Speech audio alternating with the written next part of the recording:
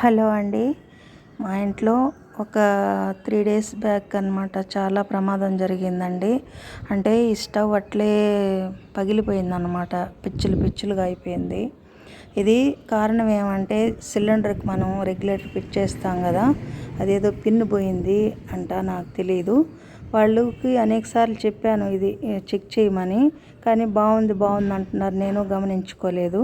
ఇది అందరికి తెలిసే ఉండొచ్చు, కానీ తెలియని వారి కోసం ఈ వీడియో మీతో షేర్ చేశానన్నమాట. మేము ఇల్లు కన్స్ట్రక్షన్ చేసినప్పుడు తెచ్చామండి ఈ స్టవ్ని. గిల్మా కంపెనీ చాలా బాగా వర్క్ చేస్తుంది. ఇలా ప్రమాదాలు జరగకుండా చూసుకోండి మీరు కూడా. ఇది చాలా బాధ అనిపించింది. ఇప్పుడు ఒక స్టవ్ మా ఇంట్లో ఉండిందండి, ఇప్పుడుదో ఓల్డ్, ఆ స్టవ్లో చేసుకుంటున్నాను అనమాట ప్రస్తుతానికి. అందుకే వంట వీడియోలు మీతో షేర్ చేయలేకపోతున్నాను. కొద్ది రోజుల తర్వాత మళ్ళీ యథావిధిగా వంట వీడియోలు మీతో షేర్ చేస్తానండి. ఓకే అండి, థ్యాంక్ యూ ఫర్ వాచింగ్.